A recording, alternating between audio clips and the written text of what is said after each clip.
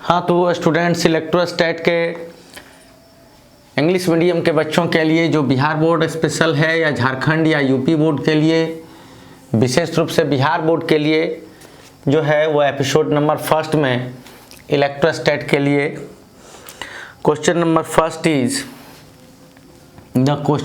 First is intensity of electric field at a point.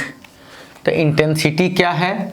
Intensity force at per unit charge. Force at per unit charge is intensity. That means E equal to F by Q and the direction of intensity is to be always in the direction of force। ठीक है। Now always we consider intensity for the positive charge. Surface density of charge is surface density of charge. Surface density is denoted by sigma. Surface, already you know that surface possess area. Surface possess area. So surface density also may called aerial charge density. Aerial charge density. So the amount of charge at per unit length is longitudinal or linear charge density. और उसी तरह से the amount of charge at per unit area, the amount of charge at per unit area is areal charge density, that is sigma equal to Q by A and sigma Q is coulomb and area is metre square.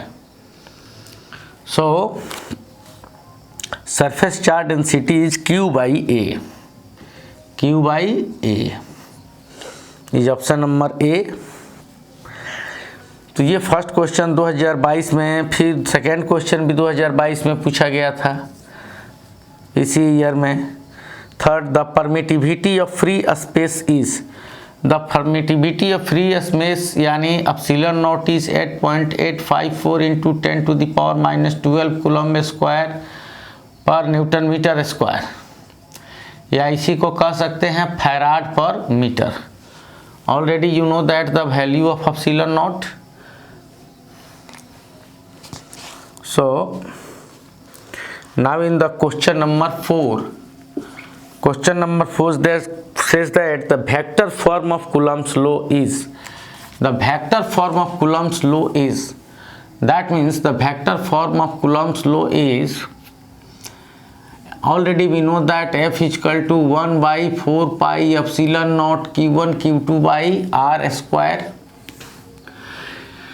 इसका अच्छा जो है vector representation आप theory में देख सकते हैं, पूरे यूनिट वेक्टर का पूरा यूज किया गया है, एक बड़े फॉर्म में इसको लाया गया है। तो F is equal to 1 by 4 pi epsilon naught Q1 Q2 by R square. Here only magnitude of force is represented, so the F possesses no any type of sign, that means it has no arrow sign, and if we apply arrow sign upon the force then it is must required to representation of its direction. So let the force is acting in the direction of unit vector r cap. R cap, what is r cap? R cap is in the direction to a straight line joining two charges. If it is Q1 and Q2 and both nature is same and Q1 is very greater than Q2, then Q1 apply force in the direction of towards Q1 to Q2, so it is in the direction of r cap. And already we know that unit vector in the direction of a vector is to be the vector and the ratio of the vector and its magnitude. That means unit vector r cap is equal to vector r by mod of vector r. And already you know that when we taken magnitude of a vector, then its direction is to be indeed, so it is only in the form without arrow, that means magnitude. So the equation may be right in the form that F equal to 1/4πε0 Q1 Q2 by R square into R cap means vector R by mod of vector R यानी R। तो ये F equal to 1/4πε0 Q1 Q2 by R cube vector R इस form में लिख सकते हैं। तो ये है 1/4πε0 Q1 Q2 by R cube, option number ए के रूप में है, तो ये होगा। ठीक है, यहाँ R को, ये R क्यूब को कैसे लिख सकते हो, वेक्टर R का मॉड का क्यूब भी लिख सकते हो, क्योंकि वेक्टर R का मॉड R हुआ और वो क्यूब हो जाएगा। ठीक है, now in the question number 5, dielectric strength of air is, dielectric strength of air, that means intensity is to be 3 into 10 to the power minus 6 volt per meter। यानी कोई जो ऑब्जेक्ट है वो अधिक से अधिक कितना जो है इंटेंसिटी को रोक सकता है, तो 3 into 10 to the power 6 volt per metre को, उसके बाद उस पर स्पार्किंग होने लगेगा। Now in the question number 6, capacity of spherical condenser is, जो स्फेरिकल कंडेंसर है उसका कैपेसिटेंस कितना होता है। तो already we know that the spherical condenser is to be made by the combination of two concentric spheres. Let the radius of the sphere is A and the radius of the big sphere is B, and the inner sphere is positively charged and outer sphere is earth. Then the capacitance of the capacitor is 4πε0 AB by B minus A. Now in the question is given in the form of R and R. So the radius of the inner sphere is to be assumed capital R and the radius of the outer sphere is to be assumed small r. Then the equation may be written in the form 4πε0 RR by R minus R।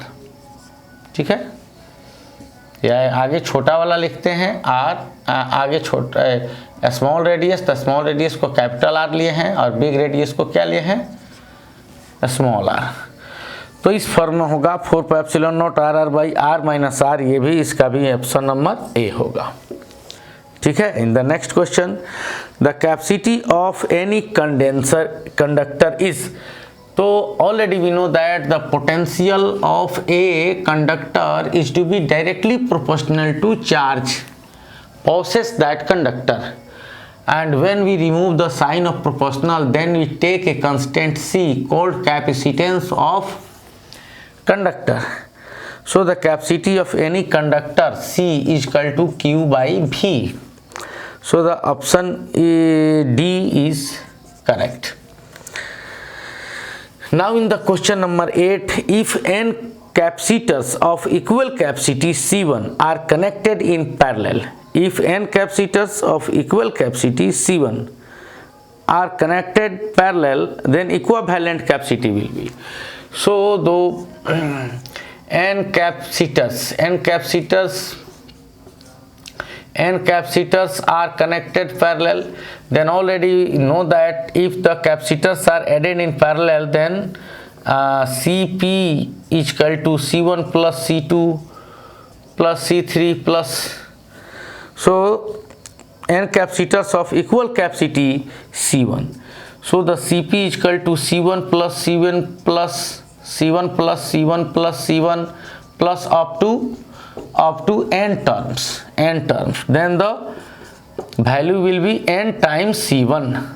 So the capacitance will be, resultant capacitance will be Cp is equal to n times C1, that means n C1. The option number C will be correct. Now in the question number 9, given that if potential energy of an electric dipole of moment P, if potential energy of an electric dipole of moment P is its position perpendicular to its principal axis, यानी principal axis ये जो है perpendicular to its electric field, तो potential energy of an electric dipole, potential energy of an electric dipole of moment P in its position perpendicular to electric field is taken 0. Let this is the electric field. Already we know that when a positive charge is shifted here, then electric field is to be outward to the charge, because electric field, the direction of electric field is to be in the direction of motion of test charge. If we put up test charge around a point charge, then the direction of velocity of the test charge show the direction of intensity. Now this part is taken in the form, so the plus charge is situated here. It is the one part of the electric field of the plus q charge. So in the position, if potential energy of an electric dipole of moment P is in its position perpendicular to electric field E is taken 0, यानी ये जो electric dipole है plus Q minus Q, इस position में इसका जो energy है वो 0 ले लिया जाता है। 0 कब? जब वो इंटेंसिटी के डायरेक्शन से, आप जानते हैं dipole moment P equal to Q into 2L, और ये मोमेंट जो होता है वो 2L के डायरेक्शन में होता है, और 2L का डायरेक्शन होता है the straight line joining towards plus Q to minus Q। ठीक है, तो इनके बीच का क्या डायरेक्शन है? तो 90 डिग्री। इस समय इनका पोटेंशियल एनर्जी क्या है? तो 0 है। ठीक है, तो यहां इस क्वेश्चन में यहां potential energy, if potential energy of an electric dipole of moment P in its position perpendicular to electric field is taken 0, then its potential energy and angle theta with E and P is given by। तो अब ये dipole पे क्या करता है, एक force इधर लगेगा प्लस का और एक फोर्स इधर अट्रैक्शन का लगेगा, तो इस पे एक टर्क काम करेगा। तो अब ये मान लेते हैं कि ये डाइपोल यहाँ पे चला आया, तो ये डाइपोल जब यहाँ पे मूव करके चला आया, उस समय ये P का डायरेक्शन हुआ और ये E का, और उस समय एंगल कितना है? तो एंगल है थीटा। किससे? इंटेंसिटी से एंगल थीटा है। ठीक है, तो E and P is given by, so the already we know that the potential energy of dipole moving in uniform electric field is to be, potential energy is to be PE cos theta 1 minus cos theta 2. That means PE cos theta 1 is 90 degree and theta 2 is equal to theta. So potential energy is equal to PE and cos 90 is equal to 0 minus cos theta, that is PE cos theta in the form of minus. So potential energy is minus PE cos theta. Already we know that A dot B is equal to mod of A mod of B cos theta, that means AB cos theta, because the sign of arrow is to be removed after taking magnitude due to B indeed the direction of that vector. So the PE cos theta and the PE cos theta may be written in the form of P dot E. So the correct answer is minus P dot E. Minus P dot E is the correct answer. Again in the question number 10.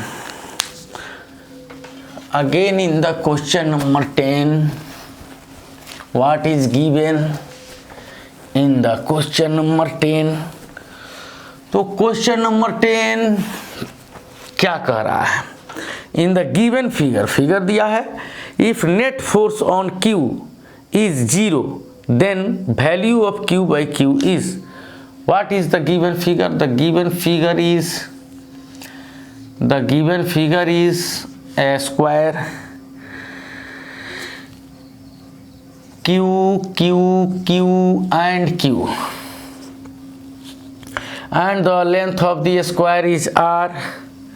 This is the diagonal of the square.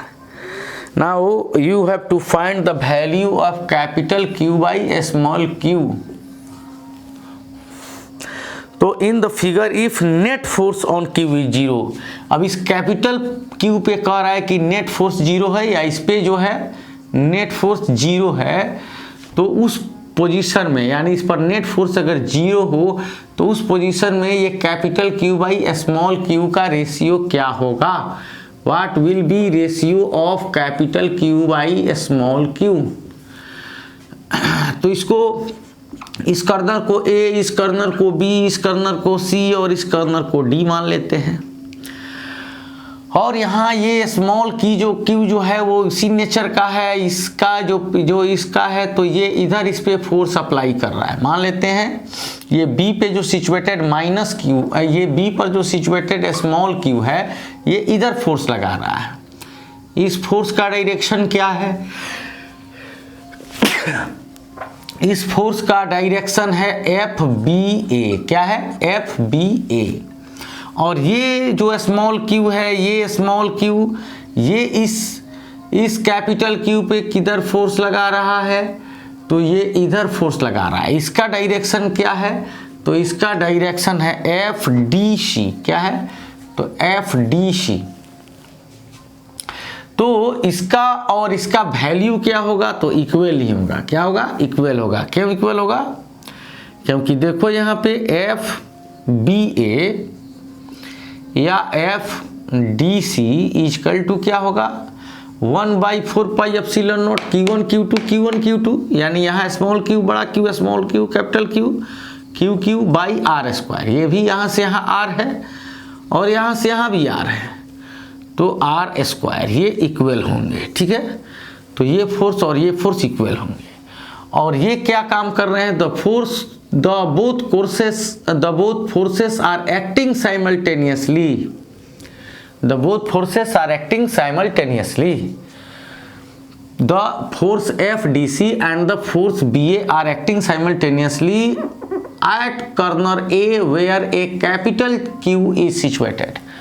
And due to B, the forces in equal magnitude, the resultant will passes at the midpoint, that means at the 45 degree from the direction of both forces. So let the resultant name of the resultant force is FQA, because the force is acting in the direction towards Q to A. Now it is the resultant force of the both forces. So if a force apply in the direction, that means in the opposite direction of the force, that name is FAC, and it is equal to the force, then the charge capital Q experience no net force. तो अगर जितना इधर force लग रहा है FQ इसका, और इसका रिजल्टेंट मान लो इधर 10 न्यूटन, अगर इस चार्ज पर इधर से इस बड़े चार्ज की ओर, कैपिटल से कैपिटल चार्ज की ओर भी 10 न्यूटन लगे, तो यहाँ रिजल्टेंट जीरो हो जाएगा और ये इक्विलिब्रियम हो जाएगा। और इसका जो पोजीशन है वही पोजीशन तो यहाँ भी होगा, यहाँ भी होता तो आप कहीं भी दिखा सकते थे। तो यहाँ आप ये ले सकते हैं कि late FQA is a resultant of FBA and FDC। ठीक है, कौन है? तो late FQA is resultant of किसका? तो FBA एंड FDC। तो क्या होता है? R equal to under root A square plus B square plus 2AB cos theta. तो FQA equal to under root F B A square plus F D C square plus 2 F B F D C cos 90, because the forces are acting at the angle of 90 degree and the term will be 0 due to 0 of the term cos 90, and already it is clear that FBA is equal to FDC, FBA is equal to FDC। तो अब हम इन दोनों के बदले FBA लिख लेते हैं, FBA square plus FDC square. तो FDC के जगह पर क्या लिखेंगे, BA square, that is 112 FBA square, that is √2 FBA। FQA is equal to √2 FBA। तो फॉर इक्विलिब्रियम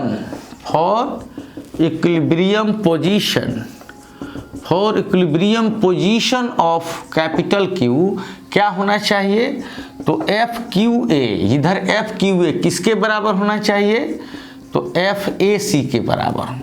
तो FQA कितना के बराबर है, तो √2 F है, √2 FQA is equal to √F BA equal to FAC, FBA क्या है, FBA यानी यहाँ निकाले FBA FDC, यानी इसका या इसका, तो 1/4 pi epsilon not Q/r square, और इस यानी FBA ये हो गया इधर से यहाँ तक Q/r स्क्वायर।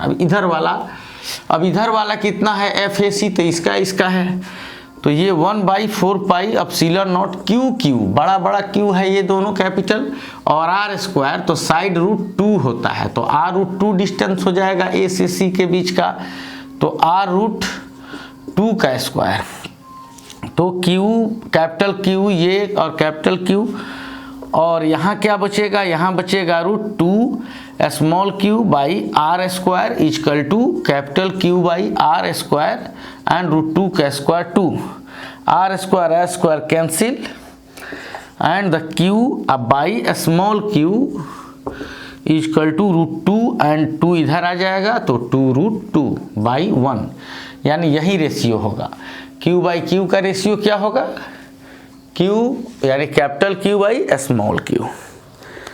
ठीक है।